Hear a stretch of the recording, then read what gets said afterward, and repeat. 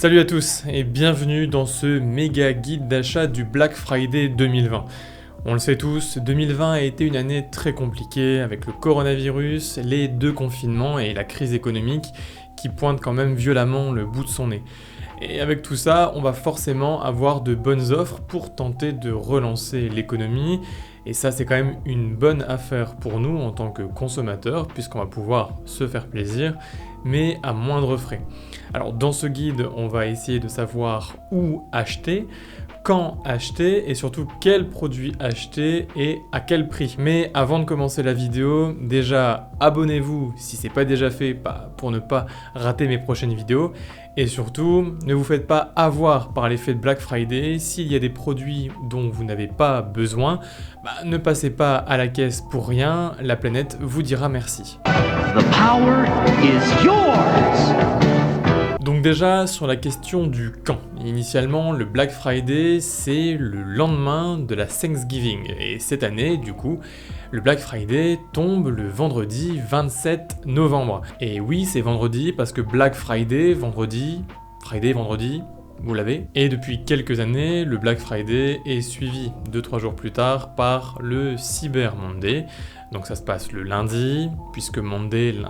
Ok. Dans tous les cas, cette période de promotion, elle s'arrête pas du vendredi au lundi, non, ça va après, mais surtout avant.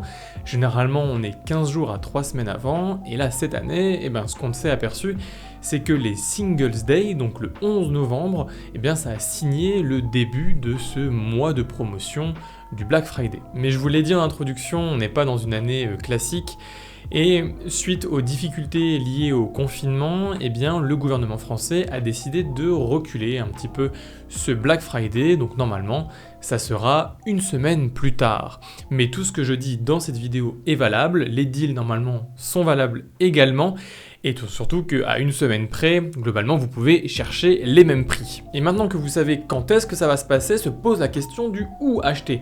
Il y a quand même pléthore de sites qui se mettent au Black Friday, il y a du physique, il y a du en ligne, et donc j'ai compilé pour vous une sorte de petit classement des sites dont je fais le plus confiance. Et en numéro 1, c'est mon gars sûr, c'est Amazon qui a déjà commencé ses promos du Black Friday depuis quelques semaines. Le site a vraiment moyen de frapper fort et à chaque fois, c'est ce qu'il fait. Il a de nombreuses offres high-tech en perspective, que ce soit pour le Black Friday, mais aussi pour le Cyber Monday. Le plus incroyable, c'est qu'on peut acheter sur tous les stores européens. Donc il faudra bien checker amazon.de, .it, .es et même .uk, et eux vont pas décaler le Black Friday, donc ce sera dès le 27 novembre. Et choisir Amazon, c'est surtout avoir une livraison rapide et souvent offerte, un super SAV, le meilleur SAV en fait, et un délai de rétractation qui va jusque fin janvier. Bref, rien à dire, si vous pouvez et à prix équivalent, franchement, partez sur Amazon. Ensuite, on a les sites constructeurs, que ce soit Huawei, Honor, Samsung, DJI, Xiaomi, OnePlus, etc. Tous ces constructeurs sont déjà très friands du Black Friday pour écouler leur stock. Et ils ont quasiment tous déjà commencé. N'hésitez pas donc à aller déjà checker leur site. Surtout que ces constructeurs offrent souvent la livraison et sont là aussi très bons sur le SAV puisque c'est leur image de marque qui en dépend. En numéro 3, je vous mets Rue du Commerce. Ce choix il se porte en fait sur une raison toute simple, la reprise à 80% de la valeur d'achat pendant un an. Imaginons que vous achetez un téléphone à 500 € pour le Black Friday. En novembre 2021, vous pouvez renvoyer votre téléphone fonctionnel contre un remboursement de 400 €, donc 80% de la valeur du bien. C'est un site qui est donc pratique pour les acheteurs qui prévoient des renouvellements fréquents. En numéro 4, il y a vos commerces de proximité et aussi les grandes enseignes en physique, Auchan, Darty, Fnac, Boulanger, etc. Ils ont tous besoin d'un coup de pouce, même si là aussi certains plus que d'autres. Et après, c'est à vous de voir, si vous voulez vous masser dans un magasin pour le Black Friday ou pas. Moi je sais que c'est pas vraiment mon truc, donc je préfère encore les sites en ligne. On repart sur des sites en ligne avec notamment l'ensemble des sites LDLC, c'est-à-dire LDLC, Top Achat, Hardware.fr et Matériel.net, qui appartiennent tous à la maison mère LDLC. Donc ça veut dire le même SAV qui n'est pas le pire mais pas non plus le meilleur, les mêmes produits, les mêmes prix et c'est souvent plus cher qu'ailleurs. Et je mets enfin tous les sites chinois que ce soit AliExpress, Banggood, Gearbest. Alors ces sites se sont quand même largement améliorés avec le temps, on a désormais un SAV qui existe, c'est déjà pas mal, et une livraison qui peut être relativement rapide si vous prenez une expédition depuis la France. Mais malgré ça, ça reste quand même des produits avec souvent de la fraude à la TVA et je vous déconseille de partir là-dedans, surtout en ces périodes compliquées et de Black Friday où vous avez l'occasion de faire de super offres en Europe et je pense que là on peut quand même être un petit peu patriotique continental. Donc voilà pour cette question du où, j'espère que c'est assez précis. Alors perso, je sais pas eux, mais moi j'ai pas trop compris parce qu'il y a quand même beaucoup de sites. Il y a beaucoup de magasins, comment ils font pour se repérer? Alors je pense que tu as raison, mais du coup, il faudrait soit aller sur les comparateurs de prix, donc Idealo ou le dénicheur, et puis sinon il y a le site Deal Labs où chacun poste ses deals en fonction de ce qui arrive sur les différents sites, ce qui permet d'avoir une bonne vision d'ensemble. Ah, je savais pas que c'était possible. Ouais, bah d'accord, ok, super. Ah mais y a pas de problème. Allez, salut. Tu refermeras la porte s'il te plaît? Ouais, pas de problème, salut. Maintenant, et je sais que c'est ce qui vous intéresse le plus, on va se pencher sur qu'est-ce qu'il faut acheter niveau high-tech. J'ai séparé cette catégorie en 3, avec tout d'abord les objets audio, ensuite les objets connectés, tout ce qui est bracelet et montre, et enfin les smartphones. Concernant le secteur audio, on va commencer avec les casques à réduction de bruit haut de gamme, puisque c'est là où il y a moyen d'avoir les plus grosses réductions. Alors, il y a eu quand même bon nombre de sorties il n'y a pas très longtemps, ne serait-ce que chez Sony ou chez Bose, donc ça va être compliqué sur ces derniers casques d'avoir de grosses promotions. Par contre, sur les modèles des autres années, qui sont quand même extrêmement bons, là il y a quand même moyen de sauver un beau paquet de billets. C'est le cas notamment du Sony W1000XM3 qui était jusqu'à il y a encore quelques mois la référence du casque à réduction de bruit, qu'on trouve toujours aux environs de 250 €. Il aime parfois, très rarement, flirter avec les 200 €, ce qui est déjà super, et si vous le trouvez à 180 €, là c'est un rush direct. Un peu pareil avec le Bose QC35-2 qui a longtemps été la référence des casques à réduction de bruit et qui a récemment été offert avec la nouvelle gamme des téléphones Pixel de Google. On pourra l'espérer là aussi à moins de 180 € et pourquoi pas une petite vente flash à 150 €. De son côté, Jabra propose depuis un an le Elite 85H, un casque très polyvalent et souvent en promotion. Sorti à 250 € l'année dernière, on pourrait espérer l'avoir aux environs de 150 €, mais dans tous les cas, à 170 €, c'est quasiment certain. Si vous n'êtes pas trop casque, mais un peu plus écouteur trop wireless, là aussi, il y aura de quoi faire. Avec des AirPods 2 qu'on pourrait trouver aux environs de 100 €. Et si vous avez un iPhone, clairement, c'est un produit à avoir. Dans la même veine, les AirPods Pro aiment flirter en ce moment avec les 200 €. Peut-être moyen de les avoir à 180 €. Là aussi, c'est vraiment un produit à avoir, même avec un smartphone Android. Ensuite, on a les Jabra Elite 75T qui sont déjà en promotion sur de nombreux sites à 129 €, soit environ 70 € d'économie. Passer la barre des 100 €, ça me paraît un petit peu compliqué, mais on sait jamais. Là, vous avez un super son et une réduction de bruit active fraîchement ajoutée via une super mise à jour. Dans tous les cas, vous pouvez retrouver mon test que je vous mets en fiche. Du côté de chez Samsung, on a les Galaxy Buds Live qui sont les tout derniers écouteurs mais qui ont du mal à trouver leur public. La faute à un design en forme de haricot qui est très ergonomique mais qui a apparemment du mal à faire chavirer les cœurs. Sans compter une réduction de bruit qui est assez anecdotique. Sortis à 200 €, on les retrouve déjà aujourd'hui aux alentours de 125 €. On peut donc peut-être espérer les avoir à 100 € dans quelques jours. Enfin, dans la catégorie écouteurs, nouvel acteur sérieux dans le domaine, Huawei propose depuis 2 mois ses FreeBuds Pro. Les premiers tests et retours clients pointent un son excellent et une réduction de bruit là aussi impressionnante. Sortis à 200 €, on les retrouve désormais à 150 € avec un bracelet connecté. Je pense donc que à moins de 130 €, ça peut être jouable. Ensuite, concernant les objets connectés à porter au poignet, là aussi je les ai divisés en 2 catégories.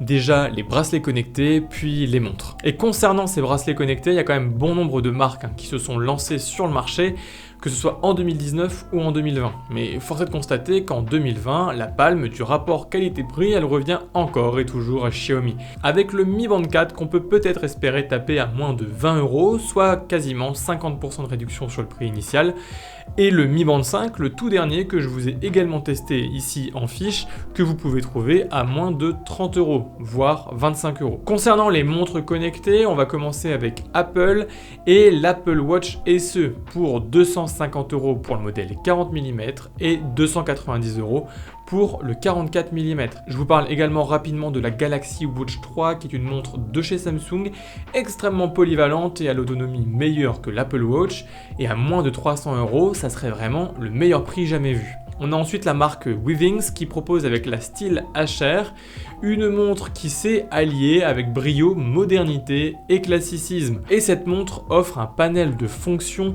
surtout au niveau de la santé, qui est très appréciable. Avec un prix de base à 199 €, on a actuellement quelques offres flash à 140 €. À moins de 120 €, franchement, vous pouvez y aller. Ensuite, on a Huawei et Honor qui proposent dans un même segment tarifaire la Watch ES, qui est une montre polyvalente, un petit peu plus axée vers le multimédia, avec notamment des cours en vidéo sur cette montre, c'est plutôt bien. Et elle est sortie à 100 € cette montre. On la trouve aujourd'hui à 80 €, ce qui est déjà un bon prix, mais en dessous de 70 €, clairement, c'est un super deal. On a ensuite, catégorie du dessus, la Huawei Watch GT2, sortie en 2019 à plus de 200 €. Son prix ne cesse de baisser, forcément, et à moins de 100 €, ça serait une montre à acheter sans réfléchir. Enfin, chez Huawei, on a la GT2 Pro, sortie il y a 2-3 mois à 299 €.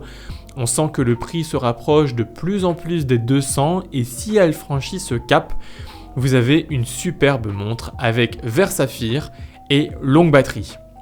Du côté de chez Xiaomi et Amazfit, on a la Amazfit GTR et la GTS. Des montres qui sont sœurs mais qui se distinguent juste par leur design. Après près d'1 an et demi et leur sortie à 180 €, on peut espérer désormais les trouver assez facilement à moins de 100 €. Enfin, pour terminer cette catégorie montre, on a l'Amazfit T-Rex, une des surprises du CES en janvier. J'ai même eu l'occasion de vous en faire un test ici en fiche. Alors c'est une bonne montre avec une super autonomie et un design résistant, un peu comme à l'époque des Casio G-Shock. On a également un super écran OLED à moins de 100 €, là aussi c'est une super affaire. Et au niveau des deals, j'espère que vous avez encore un peu faim parce que là on va attaquer la catégorie smartphone et là il y en a quand même une belle plâtrée. D'ailleurs on va commencer avec Xiaomi et là il y en a quand même énormément. Si vous avez un budget de moins de 200 €, clairement il y en a deux à retenir, le Poco X3 ou le Midi Stay Lite qui sont deux téléphones équivalents sur de nombreux points, à part juste un point, le processeur, le Midi Stay Lite est compatible 5G. Mais vous pouvez espérer taper les deux à moins de 200 € et c'est un super rapport qualité-prix. Je vous ai d'ailleurs fait un test du Poco X3 que je vous laisse en fiche et également une cinématique que j'ai pu faire avec cet appareil pour vous montrer que même avec un appareil à 170-200 €, on peut quand même faire des choses sympathiques. Ensuite, si vous avez moins de 300 €, c'est plutôt du côté du Poco F2 Pro. Là aussi, j'ai fait un test de ce produit sorti à 500 € et il y a quelques jours, on a déjà eu des deals à moins de 300 €, donc c'est quand même vachement intéressant si vous arrivez à mettre la main sur ce produit. À moins de 400 €, on pourrait peut-être retrouver le Midi Stay qui a été annoncé à 499 € il y a 2 mois. Peut-être qu'on pourrait le retrouver à moins de 400 €. Et à moins de 500 €, clairement, ça sera soit le Midi Stay Pro, donc pour une perte de 100 €, ou le Midis, qui a été un téléphone que j'ai eu pendant quelques mois et qui m'a apporté pleine satisfaction avec plein de fonctionnalités haut de gamme comme les haut-parleurs stéréo, l'écran 90 Hz OLED, la recharge sans fil, etc., etc. Il était très très complet ce téléphone. Maintenant on bascule chez Samsung puisque les offres ont déjà commencé sur leur site officiel. Mais il y aura peut-être d'autres offres sur d'autres sites. Dans la gamme Galaxy S, en 2020, je vous conseille surtout le Galaxy S20 FE. C'est le seul à mon sens qui sort du lot. Avec sa grosse batterie et son processeur Snapdragon en version 5G, le téléphone est sorti à 760 € et à moins de 550 €, ça serait vraiment parfait.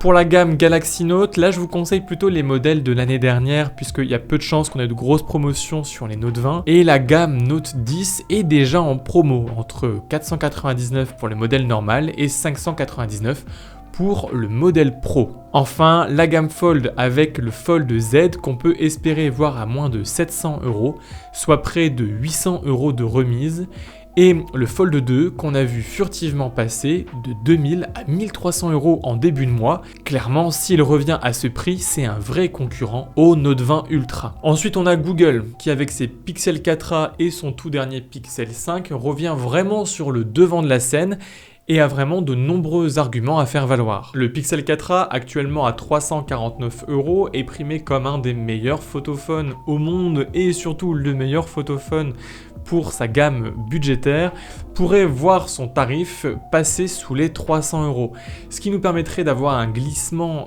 du Pixel 4a 5G de 499 à 399 € et le Pixel 5 de 629 à 499 €. Un alignement des planètes qui rendrait plus difficile le choix du consommateur, avec une tentation de partir vers le modèle supérieur encore plus grande. En parlant de Google, il y en a un qui est vachement embêté avec ça, c'est Huawei, puisque ces téléphones n'ont plus accès au service de Google, sauf si vous voulez vraiment mettre les mains dans le cambouis. Reste que les derniers smartphones de Huawei restent vraiment excellents, et surtout, ils aiment beaucoup les promotions. Le P40 pourrait être obtenu à moins de 400 € sur certains sites ou vraiment en vente flash limitée. Même principe pour le P40 Pro qu'on aimerait retrouver à moins de 600 €. Le Mate 30 Pro, lui, a déjà été trouvé aux environs de 500 € et c'est vrai qu'à ce prix-là, faut foncer. Voilà en gros les prix qu'il faut viser si vous voulez compenser un petit peu le déficit des services Google, mais en ayant quand même un des meilleurs téléphones sur le marché actuellement et surtout quasiment le meilleur smartphone en photo. Chez OnePlus, excitent les dernières sorties, le N100 et le N10, qui sont deux aberrations du catalogue. Le OnePlus Nord, lui, est un bon téléphone sur tous les points, mais n'est excellent sur aucun. Et il pourrait voir son prix de départ de 400 € fondre pour atteindre potentiellement les 300 €. Le OnePlus 8 est à éviter, avec un rapport qualité-prix clairement à revoir. Par contre, le OnePlus 8 Pro, lui, semble carrément insensible aux promotions. Depuis son lancement au début d'année, avec un prix de 900 €, il est quasiment jamais descendu sous les 800 €. Mais vu l'approche du OnePlus 9 qui devrait arriver plus tôt que les autres années, ça serait peut-être l'occasion pour OnePlus de faire de la place. Et donc avec un prix de départ de 900 €, un OnePlus 8 Pro sous les 700 € et allez, rêvons à 600 €, ça serait déjà beau pour un des téléphones les plus complets sur le papier. Au niveau de chez Apple, pas de réduction, ou du moins des réductions vraiment à la marge sur les nouveaux iPhones, ça c'est une évidence. Par contre, on peut espérer de grosses promotions sur la gamme 11. Un iPhone 11 à moins de 550-600 €, c'est plus qu'envisageable. Et c'est le meilleur investissement en termes de puissance et de longévité que vous pouvez espérer chez Apple. Et on peut peut-être toujours rêver d'un 11 Pro à moins de 750 €, mais là-dessus ça risque d'être un petit peu compliqué. Et donc voilà, c'en est fini de ce méga guide du Black Friday. Si vous pensez à d'autres produits qui risquent d'être en grosse promotion, n'hésitez pas à en parler en commentaire, je suis certain qu'il y en a qui pourraient être intéressés. Pareil, pendant une semaine, si des deals intéressants tombent sur les produits dont j'ai parlé sur cette vidéo, je vais les mettre en commentaire, comme ça vous serez vraiment à la page. En attendant le Black Friday et ma prochaine vidéo, je vous laisse vous abonner à la chaîne, liker la vidéo, on se dit à la prochaine, allez, salut!